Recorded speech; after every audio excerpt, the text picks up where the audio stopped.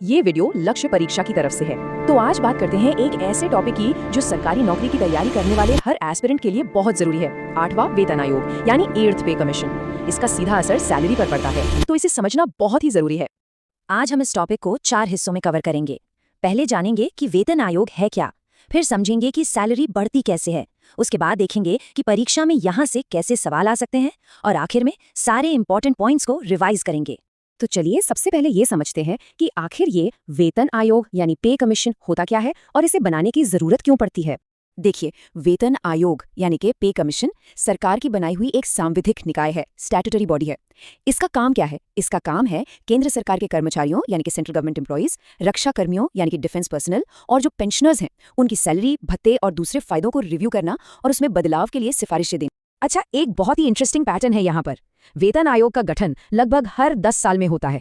पहला आयोग 1946 में बना था और 7वां आयोग 2016 में लागू हुआ। तो इसी हिसाब से 8वें वेतन आयोग की सिफारिशें 1 जनवरी 2026 से प्रभावी इफेक्टिव होने की पूरी उम्मीद है। ऐसा इसलिए किया जाता है ताकि बढ़ती हुई महंगाई, इन्फ्लेशन और देश के आर्थिक विकास, इकोनॉमिक ग्रोथ के साथ सैलरी को एडजस्ट किया जा सके।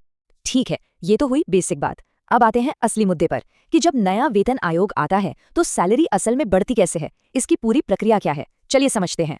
तो सबसे बड़ा सवाल जो सबके मन में आता है कि ये न्यू सैलरी डिसाइड कैसे होती है। इसके पीछे एक बहुत ही इंपॉर्टेंट फॉर्मूला काम करता है। इस पूरी प्रक्रिया का जो हीरो है वो है फिटमेंट फैक्टर। ये बस एक नंबर है, एक गुणक है, मल्टीप्लायर। इसी फैक्टर को कर्मचारी के मौजूदा मूल वेतन एग्जिस्टिंग बेसिक पे से मल्टीप्लाई करके उसका नया मूल वेतन न्यू बेसिक पे तय किया जाता है।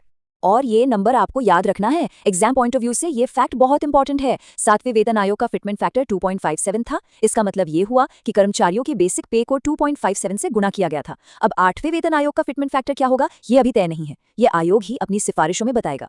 अब ये जानना भी जरूरी है कि सरकारी कर्मचारियों को अलग अलग ग्रुप्स और पे लेवल्स में बांटा गया है। कुल मिलाकर 18 वेतन स्तर पे लेवल्स हैं, जिन्हें 4 मेन ग्रुप्स में रखा गया है, ग्रुप ए, बी, सी और डी। हर लेवल की सैलरी का स्ट्रक्चर अलग अलग होता है। यहाँ पर अक्सर कंफ्यूजन होता है, तो ध्यान से समझिए। 2 अलग अलग तारीखें होती हैं। एक है प्रभावी तिथि यानी इफेक्टिव डेट और दूसरी है कार्यान्वित तिथि, इंप्लीमेंटेशन डेट। इफेक्टिव डेट वो तारीख है जिस दिन से बढ़ी हुई सैलरी की काउंटिंग शुरू हो जाती है। मान लीजिए 1 जनवरी 2026, लेकिन इसे असल में लागू करने और बैंक खाते में आने में 1-2 साल भी लग सकते हैं। तो जिस दिन से ये बढ़ी हुई सैलरी हाथ में आना शुरू होती है उससे इंप्लीमेंटेशन डेट कहते हैं। तो अब सवाल ये है कि जो देरी हुई उस बीच के बढ़े हुए पैसे का क्या? यहीं पर कॉन्सेप्ट आता है बकाया यानी अरियर्स का। इफेक्टिव डेट और इंप्लीमेंटेशन डेट के बीच का जो भी सैलरी डिफरेंस बनता है, सरकार उसे एक साथ एक मुश्त लमसम राशि में देती है। इसी को अरियर्स कहते हैं। एक और बहुत जरूरी टर्म है महंगाई भत्ता, डियनेस अलाउंस, डीए। ये भत्ता कर्मचारियों को बढ़ती महंगाई, इन्फ्लेशन के असर से बचाने के लिए दिया जाता है। और सबसे क्रिटिकल पॉइंट जो एग्जाम में पूछा जाता है वो ये है कि जब भी कोई नया वेतन आयोग लागू होता है तो मौजूदा डीए को बेसिक पे में मिला दिया जाता है और फिर डीए को शून्य से रीस्टार्ट किया जाता है। चलिए, अब तक हमने कॉन्सेप्ट समझ लिए। अब सीधा आते हैं एग्जाम एंगल पर, जो यूपीएससी, पीसीएस और आरओ एआरओ की तैयारी के लिए सबसे ज्यादा जरूरी है। देखते हैं कि इस टॉपिक से सवाल कैसे बन सकते हैं। सबसे पहले तो डायरेक्ट 1 लाइनर एमसीक्यू क्वेश्चंस बन सकते हैं। जैसे आपसे पूछा जा सकता है कि 7वें वेतन आयोग का फिटमेंट फैक्टर क्या था? जवाब है 2.57। या 8वां वेतन आयोग कब से प्रभावी होगा? जवाब है 1 जनवरी 2026। एक और क्लासिक सवाल, नए वेतन आयोग के लागू होने पर डीए का क्या होता है? तो जवाब है ये 0 हो जाता है। ये बहुत ही स्कोरिंग क्वेश्चंस होते हैं। अब देखिए, एग्जाम का लेवल थोड़ा ऊपर जाए तो स्टेटमेंट बेस्ड क्वेश्चंस आते हैं। ये आपकी डीप अंडरस्टैंडिंग चेक करते हैं। जैसे यहाँ 3 स्टेटमेंट्स हैं। पहला स्टेटमेंट सही है, दूसरा स्टेटमेंट क्या ये सही है? नहीं, ये गलत है, हमने अभी समझा कि इनमें अंतर होता है। और तीसरा स्टेटमेंट बिल्कुल सही है। तो आपको सही या गलत कथन पहचानने को दिया जा सकता है। इस टॉपिक से हमें ये महत्वपूर्ण बातें मिलती हैं।